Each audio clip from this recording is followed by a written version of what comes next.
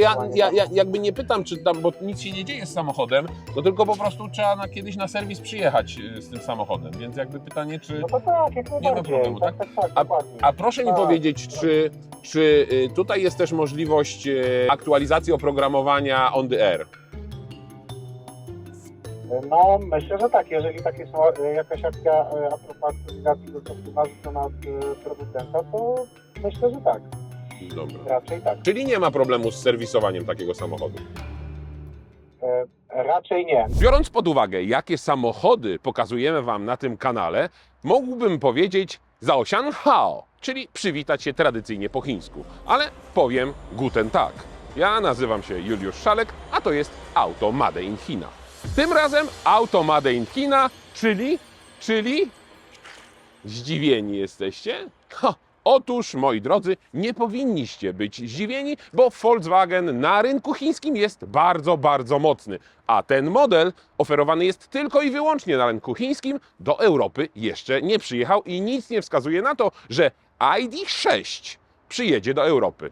A jest to olbrzymi, prawie 5-metrowy SUV z 3 rzędami foteli. Ale zanim o samym samochodzie, to ciekawostka. Volkswagen ID.6 pojawił się jako koncept w 2019 roku. W wersji produkcyjnej zaistniał na rynku w 2021 roku. My w Europie też widzieliśmy koncept tego samochodu. Pamiętacie ID.6 Cross? No właśnie.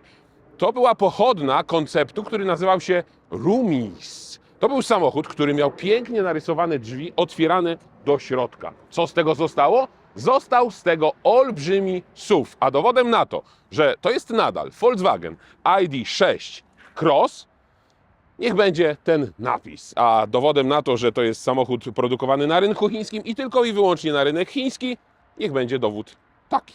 Jak widzicie, samochód do najczystszych nie należy, ale nie możemy go wyczyścić, bo nie dostaliśmy na to zgody. Samochód pojawił się na naszym rynku w sprzedaży prywatnej. Ktoś postanowił taki samochód sprowadzić tutaj do Polski i go sprzedać. Takie ogłoszenia pojawiają się na naszym rynku coraz częściej. Akurat ten egzemplarz pochodzi z komisu 100 Auto i możecie go sobie kupić za, uwaga, 150 000 złotych. Ale za 150 000 złotych samochód zarejestrowany jest na ukraińskich numerach. Żeby samochód był gotowy do rejestracji na polskie numery, to ta cena rośnie już do około 240 000 złotych. Myślę, że najważniejsza rzecz. Kupujecie dzisiaj taki samochód zarejestrowany na ukraińskich tablicach rejestracyjnych. I co dalej? No właśnie, przede wszystkim umowę kupna-sprzedaży z właścicielem, który jest z Ukrainy, musicie podpisać u notariusza. Dlaczego? Bo Ukrainiec potrzebuje takiego notarialnego poświadczenia sprzedaży tego samochodu. Pamiętajcie także, że Ukraina nie jest w Unii Europejskiej, dlatego musicie później zapłacić cła, akcyzy, wszystkie podatki związane ze sprowadzeniem samochodu, czy wprowadzeniem go na teren Unii Europejskiej. A to jest dość kosztowne. Stąd różnica w cenie. Jeśli kupicie sobie auto na tych tablicach i sami będziecie chcieli się zająć wszystkimi formalnościami, no to cena jest 150 000 złotych. Ale samochód przygotowany już do rejestracji w Polsce, cena 240-230 000 złotych. Zanim o samym samochodzie, musicie wiedzieć, że ID.6 na rynku chińskim dostępny jest w 2 wersjach. Pierwszy to jest właśnie ID.6 Cross, który produkowany jest przez fabrykę joint venture Volkswagena FAW Volkswagen.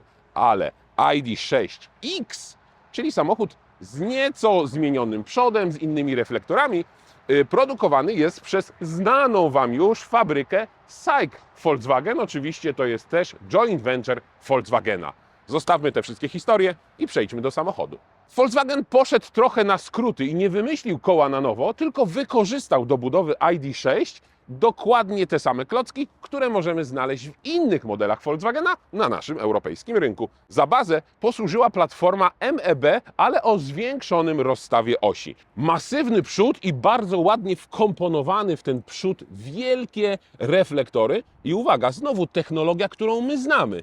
IQ Light, czyli to jest technologia, którą Volkswagen chwali się także i w Polsce i słusznie, bo działa to bardzo dobrze. Masywny przód, tutaj mamy biegnący przez całą szerokość nadwozia pasek, oczywiście świecący, olbrzymi znaczek, który doskonale znamy. A te wszystkie elementy, one może nie są identyczne jak w modelu ID.4, ale nawiązują stylistycznie właśnie do tego auta.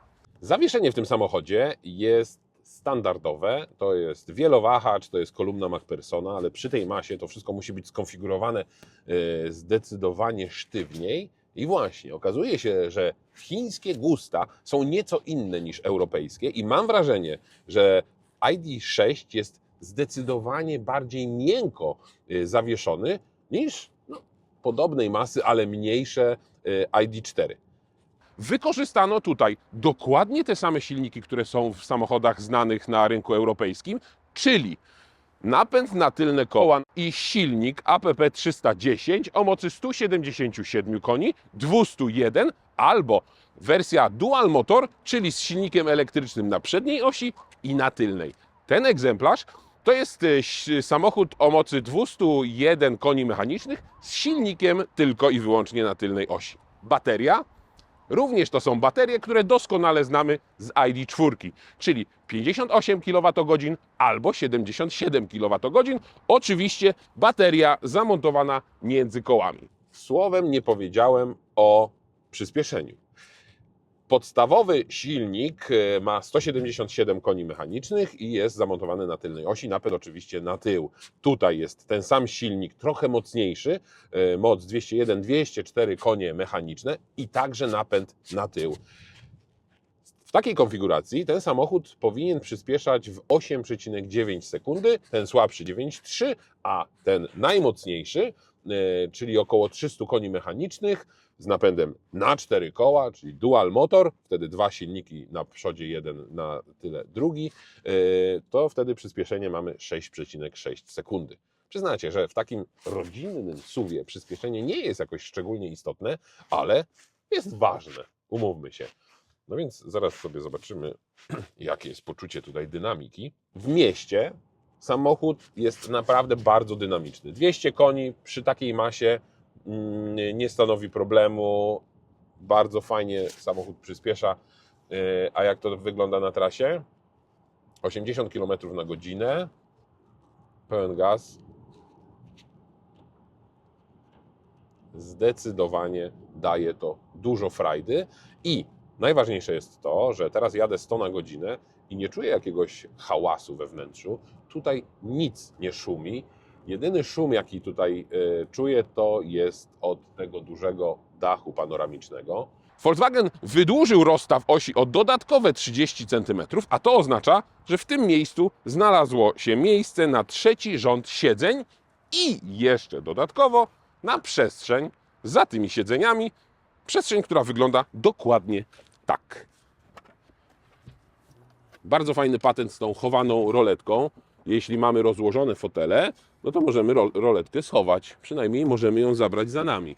A jeśli, proszę bardzo, fotele schowamy, to roletka mieści się tutaj.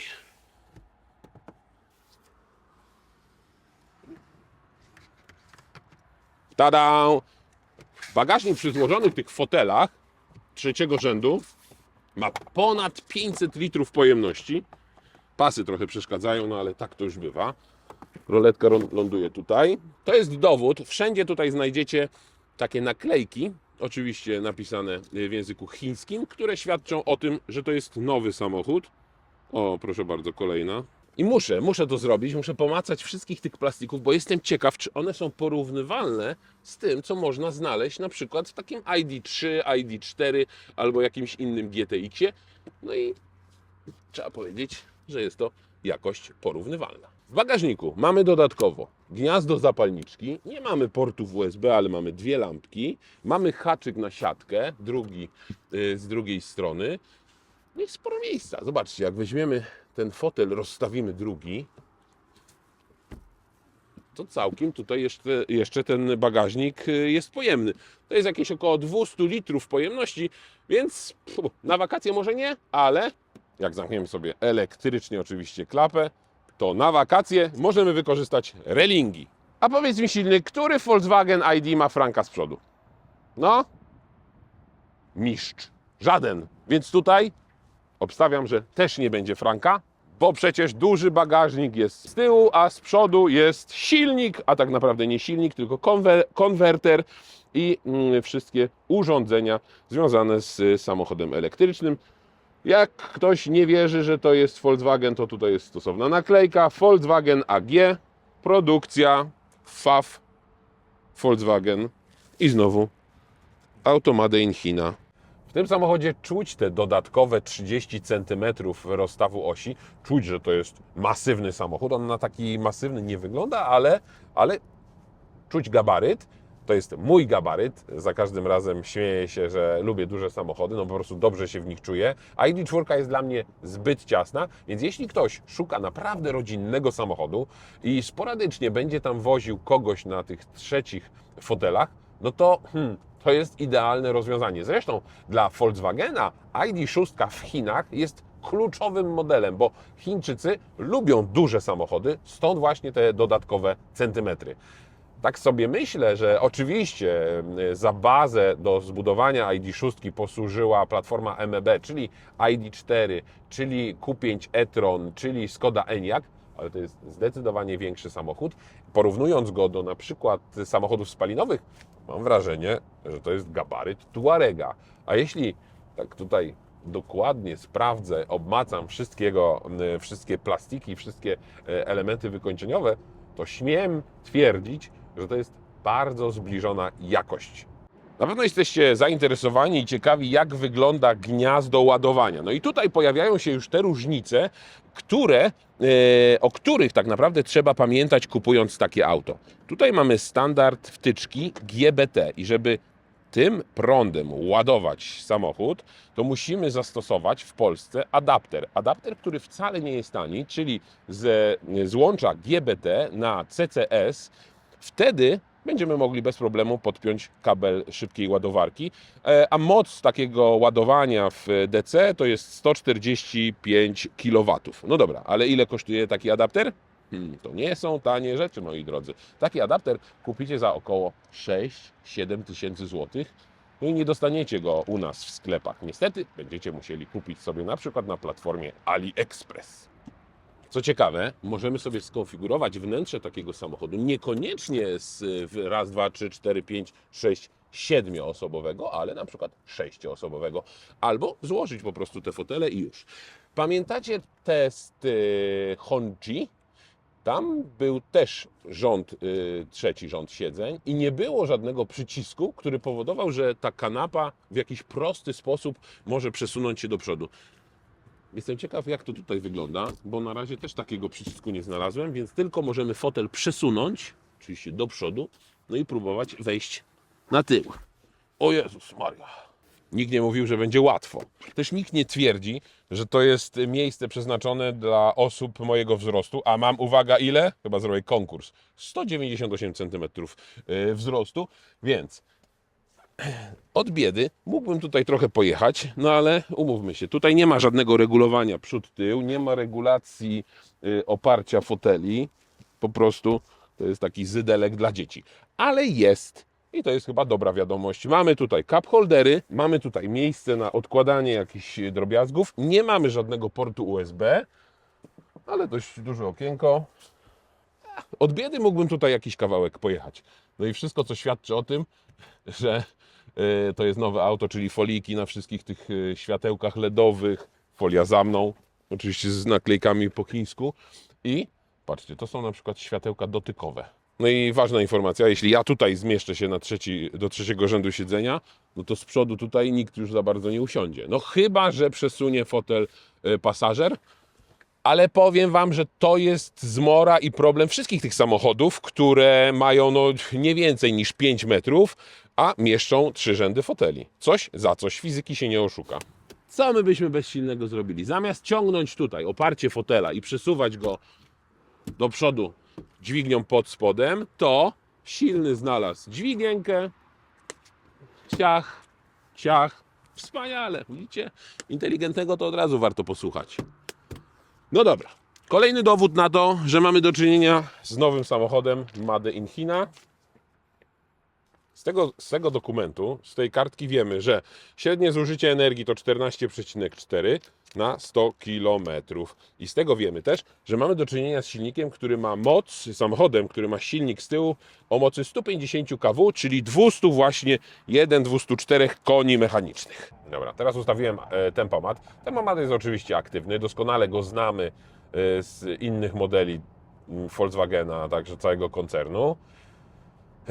Przy tej prędkości, przy prędkości 100 km na godzinę, chwilowe zużycie energii to jest gdzieś jakieś 20-21 kWh na 100 km. To nie jest mało, no ale mamy do czynienia ze sporych rozmiarów samochodem.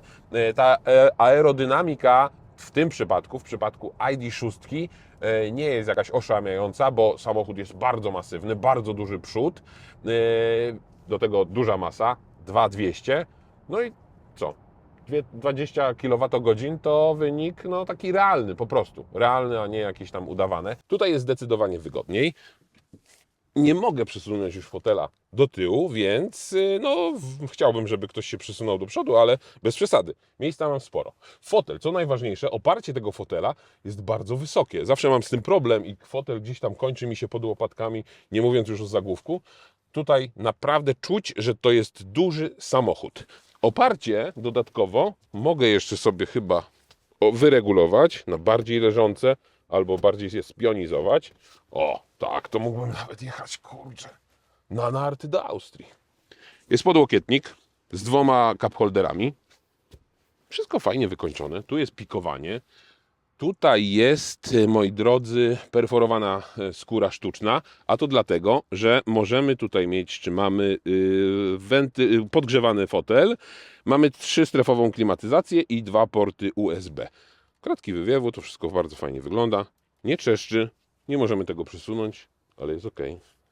Pojemność baterii tutaj to jest 77 kWh, co przekłada się na zasięg maksymalnie ponad 500 km. Nie mam pojęcia, jak oni to policzyli. Wiem jedno, nie ma dla tego samochodu normy WLTP. Jest norma NEDC. Wiadomo, że to nie ma nic, zarówno NEDC jak WLTP, wiele do czynienia z rzeczywistym zużyciem energii, ale w celach porównawczych możemy się tym posługiwać. Realnie teraz mam baterię naładowaną w 50%, proszę bardzo, żeby nie być gołosłownym, 50% baterii i zasięg to jest 203 km, więc można założyć, że powinno się udać tutaj pokonać 400 km taki dystans, przy założeniu, że mamy ile? Mamy stopni? 7,5 stopni na zewnątrz, nie ma mrozów, więc kto wie, może by się udało. Więc jeśli ktoś mnie pyta zawsze, jaki zasięg może mieć samochód elektryczny, to za każdym razem powtarzam, że to wszystko zależy. Istotne są 2 elementy. Prędkość i temperatura. Z czego ważniejsza jest tak naprawdę prędkość, no bo jeśli jechalibyśmy na przykład 140, 150 czy maksymalne 160 km na godzinę, no to poziom energii bardzo szybko w akumulatorach będzie spadać. W Europie Volkswageny oferowane są w kilku wersjach wyposażeniowych. No tutaj w przypadku prywatnego importera nie mamy takiego wyboru i praktycznie możemy kupić to, co jest z placu. Ale w Chinach auto oferowane jest z najmniejszymi felgami w rozmiarze 19 cali, ale możemy też sobie zamówić 21. Co do kolorów, no to tutaj opcje są ograniczone, bo Volkswagen nie idzie w jakieś takie bardzo jaskrawe kolory, raczej dominują szarości, granaty, biel, ale jakby ktoś chciał zielonego takiego Volkswagena, to nie ma co na to liczyć. Śmiesznie, bo jak dostajemy normalne samochody do testów, to one są już przygotowane do jazd, więc nie znajdziecie w nich na przykład takich folii zabezpieczających ekrany, która jest tu i tu, na przykład na tym wyświetlaczu przede mną też jest taka folijka, ale te wszystkie elementy, czyli ten wyświetlacz przede mną, wyświetlacz centralny, kierownica, to jest wszystko dokładnie takie samo, jakie znajdziemy na przykład w ID.4. A jeśli mówimy i cały czas odbijam się do ID.4, no to musicie pamiętać, że przecież na tej samej platformie zbudowane są Audi, zbudowane są Seaty, zbudowane są Skody, więc jeśli chodzi o technologię, to tutaj naprawdę nie ma nic wymyślonego na nowo. Ale też jest head-up display. Silny tego head-upa nie widzi, ale head-up tutaj jest. I on ma dokładnie taką samą wielkość jak w znanych nam samochodach. Tam wyświetla, proszę bardzo, możemy sobie regulować, co może być wyświetlane, możemy sobie regulować, czy ma być wyżej, niżej, wiadomo, to trzeba ustawić, żeby było dobrze widoczne. Najgorszym elementem tego całego samochodu jest wyświetlacz centralny i mimo tego, że on już jest poprawiany, ten soft tutaj jest najnowszej generacji, to cały czas mamy do czynienia z wyświetlaczem, który nie ma podświetlonej tej listwy, więc podczas jazdy w ciemności wieczorem trudno trafić na przykład, by zgłośnić albo ściszyć radio. Trudno trafić w przyciski, które mają nam zwiększyć albo zmniejszyć temperaturę. No i możemy się jedynie posiłkować tym przesuwaniem. Ale Volkswagen o tym wie i Volkswagen już niebawem, mam wrażenie, że zmieni ten system. Zresztą w modelu ID.7, w tym elektrycznym Passacie, jak to niektórzy mówią, już czegoś takiego nie ma. Tam jest zupełnie nowy ekran, zupełnie nowa filozofia poruszania się po tym menu, więc jest to poprawione. Szybki dostęp mamy zagwarantowany dzięki tym 4 przyciskom i tutaj mamy parkingowe menu, tu mamy szybki dostęp do klimatyzacji, do wszystkich asystentów jazdy, którzy oczywiście też są zamknięci w pakiecie IQ Drive i mamy tak naprawdę do czynienia z tymi samymi technologiami. No i tryb Mode, czyli tryb Eco, Comfort, Sport i Custom, który możemy sobie dowolnie wybrane parametry ustawiać, czyli zawieszenie, czyli wspomaganie, czyli aktywny tempomat, czyli światła i klimat. To wszystko możemy sobie skonfigurować pod indywidualne potrzeby i wciskając przycisk Custom, samochód będzie tak naprawdę skonfigurowany pod nas, ale możemy też to zrobić inaczej. Możemy to zrobić w ten sposób, że zapiszemy tutaj siebie jako głównego użytkownika tego samochodu i tam skonfigurujemy właśnie wszystkie parametry i już wtedy po wejściu do samochodu, oczywiście samochód wie, że to ma z nami do czynienia i ustawia wszystko pod nas. Z bardzo praktycznego punktu widzenia mamy olbrzymi schowek przed pasażerem, gdzie mamy kamizelkę, wyposażenie dodatkowe i zobaczcie, cała instrukcja obsługi od 6 ID Crossa, tylko trzeba znać język chiński. Jeśli znamy chiński, to nie ma problemu, możemy sobie tę całą literaturę przestudiować. Jest też informacja, że to jest Volkswagen, czyli nie kłamałem. Mamy tutaj też podstawowe jakieś informacje. Na przykład telefon jest z pomocą, możemy zadzwonić po assistance, zobaczymy jakie mają tempo przyjazdu. Mamy też kartę i to jest istotna rzecz, mamy też taką kartę, która służy służbom ratunkowym do tego, by zorientować się, gdzie są podstawowe i te najważniejsze komponenty samochodu, czyli bateria, gdzie są wtyczki, gdzie wyłączyć poszczególne podzespoły, jak są rozplanowane pasy bezpieczeństwa. To wszystko jest, no ale to wszystko też jest... O, książka serwisowa, proszę bardzo. Pieczątki tu. Ciekawe, że nie jest... Widzisz to silnie? Nie jest w ogóle wypełniona. Żadnej pieczątki nie ma. Dziwne. Swoją drogą, ciekawe jakby pojechać tym samochodem do Volkswagena, nie? Schowek jest bardzo ładnie wykończony czymś miękkim. Drugi schowek mamy w podłokietniku i to jest olbrzymi schowek. Ktoś, kto mnie zna, to wie, że mógłbym tutaj wozić na przykład słoik ogórków albo bochenek chleba. Schowek jest regulowany, ale na wysokość, a nie na przód, tył. Tutaj mamy olbrzymi schowek i to jest bardzo fajny schowek, bo możemy go zamknąć, więc ten bałagan, który mamy w środku, staje się niewidoczny. Wystarczy roletką sobie to wszystko zamknąć. Tu mamy miejsce na kluczyk. A propos kluczyków, przypomina Wam to coś? Standardowy kluczyk Volkswagena. Nie ma co robić afery.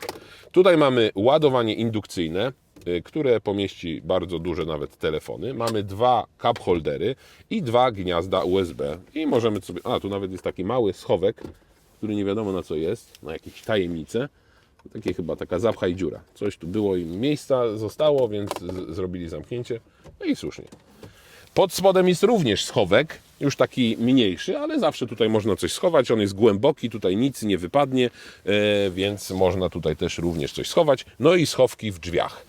I uwaga, możemy też pogadać z Volkswagenem. Hello Volkswagen. Low the temperature. Turning down climate temperature. Widzicie? Działa, ale po angielsku. W menu nie znajdziecie tutaj i zaraz Wam to pokażę. Nie znajdziecie tutaj innego języka oprócz chińskiego i angielskiego. Ciekaw jestem, czy ktoś to zhakował i można na przykład tutaj wgrać język polski. Poza tym, oczywiście, nie ma nawigacji, to jest spory minus. Możemy ją wgrać, ale raczej nie w autoryzowanej stacji, bo no niestety prawda jest taka, że jakbyśmy tym samochodem pojechali do autoryzowanej stacji, to raczej nas z tej stacji wygonią, niż nas obsłużą. Więc pytanie, gdzie takie auto serwisować? Może na Ukrainie.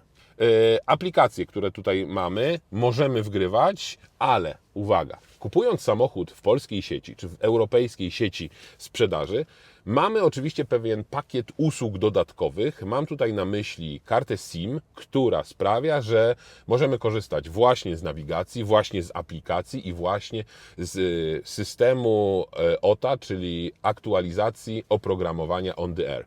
Tutaj czegoś takiego nie mamy i raczej mieć nie będziemy, chociaż to tylko rzeczy elektroniczne, więc jak jakiś jest łebski elektronik, to kto wie, może i to można w jakiś sposób cudowny tutaj zaimplementować. Poza tym wszystkie funkcje, o których wspominałem, oświetlenie ambiente, multimedia, telefon, z tym nie ma problemu, możemy telefon połączyć bezprzewodowo. No, jeśli chodzi o baterię, to dokładnie jest system taki sam jak w znanych nam samochodach. Z automatu system ładuje baterię do 80%, możemy to sobie ręcznie przesunąć do 100%. No i nie ma problemu z ustawieniem na przykład timera ładowania. Jeśli korzystamy z fotowoltaiki, możemy wykorzystać sobie na przykład ten czas, kiedy nie mamy dodatkowego obciążenia sieci w domu. O, proszę bardzo, telefon podłączony. Nie ma problemu, żeby ustawić sobie nawigację, żeby dzwonić, a jeśli o dzwonieniu mowa, to wykorzystam ten czas i zadzwonię do serwisu Volkswagena. Zobaczymy, co nam powiedzą w kwestii serwisowania tego samochodu. Dzień dobry, moje nazwisko Szalek Juliusz. Czy ja z serwisem mógłbym poprosić? Tak, ma pan Volkswagena, tak? Tak. Powiem Wam tak. Bardzo komfortowo się jedzie, już przez tą chwilę czuję, to zawieszenie jest mięsiste. Samochód jest ciężki, 2200 masy, ale bardzo cicho, bardzo wygodna pozycja za kierownicą, siedzi się nisko, można fotel regulować także na wysokość i zawieszenie bardzo mięsiste, nie jest bardzo mocno wspomagane. Fajnie, lubię tak, czuć po prostu, że trzeba kręcić kierownicą. To jest bardzo fajne. Kierownica ręcznie regulowana, oczywiście w dwóch płaszczyznach i mam wrażenie, że za daleko siedzę. Szybki rzut oka na zużycie energii. Od ładowania 46, od rozpoczęcia naszej podróży 36 kWh, długoterminowo 29, czyli te 14 to jest trochę na zero. Dzień dobry, proszę Pana, jestem właścicielem Volkswagena ID i chciałbym sprawdzić możliwość serwisu tego samochodu, gdyż to jest ID.6 z rynku chińskiego. Dobrze, ale w sensie możliwość serwisu, w sensie... No w sensie, że... Z autem, czy... Nie, nic się nie dzieje, to jest nowy samochód. No i chciałem spytać, jak Wy podchodzicie do tego i czy mogę tym samochodem przyjechać na serwis? Taki planowy. Wie pan co, to generalnie tak, jeżeli chodzi o auto elektryczne, to tak, jak najbardziej obsługujemy na Połczyńskiej, ale takie ogólnie centrum akumulatorowe, też jeżeli chodzi o kwestie właśnie baterii, elektryków, to najlepiej na Okęciu mi się wydaje, tam mamy najlepszych specjalistów. Tak, tylko że ja jakby nie pytam, czy tam, bo nic się nie dzieje z samochodem, no tylko po prostu trzeba kiedyś na serwis przyjechać z tym samochodem, więc jakby pytanie, czy... No to tak, jak najbardziej. Nie ma problemu, tak? Tak, dokładnie. A proszę mi powiedzieć, czy tutaj jest też możliwość aktualizacji oprogramowania on the air? No, myślę, że tak. Jeżeli takie są jakaś akcja a propos aktualizacji do softu narzucona od producenta, to myślę, że tak. Dobra. Raczej tak. Czyli nie ma problemu z serwisowaniem takiego samochodu? Raczej nie. Jako że pan z serwisu nie był do końca pewny, jak to jest z tymi chińskimi Volkswagenami, z tym samym pytaniem zwróciliśmy się do centrali Volkswagena w Polsce i tam już odpowiedź otrzymaliśmy. Wynika z niej jednoznacznie, że z Volkswagenami z rynku chińskiego nie mamy czego szukać w autoryzowanych stacjach obsługi w Polsce, bo nie te homologacje, nie ten obszar gospodarczy, no i nie ta gwarancja. Całość oświadczenia wolno, głośno i wyraźnie czytaliśmy przy okazji testu innego chińskiego Volkswagena ID3, który oczywiście również musicie zobaczyć. Reasumując, czy warto pakować się w auto Made in China, naprawdę Made in China, w auto, które nie jest oferowane na europejskim rynku, a pochodzi z europejskiego rynku? No przecież takie samochody przyjeżdżają do nas coraz częściej. To, że one są w tym przypadku importowane prywatnie, nie zmienia faktu, że nie możemy ich tutaj zarejestrować, bo okazuje się, że wymaga to pewnej drogi formalnej, ale jest to możliwe. I ciekawe jest też to, że w sumie w cenie mniejszego ID4 możemy jeździć bardzo przestronnym, wygodnym i komfortowym ID6. Samochodem, którego w Europie tak naprawdę nie uświadczycie. Na koniec chyba warto by było podziękować, bo udostępnił nam ten samochód do testu komis 100 Auto. Tam ten samochód, tę konkretną sztukę możecie sobie kupić, a na pewno możecie to auto zobaczyć i przejechać je i sprawdzić, czy to, co wszystko opowiedziałem o tym samochodzie, jest prawdą. A już na absolutny koniec żenujący żart prowadzącego. Silny na pewno tego nie da. Wiecie, jak nazywa się pies, który robi magię? Labracadabro.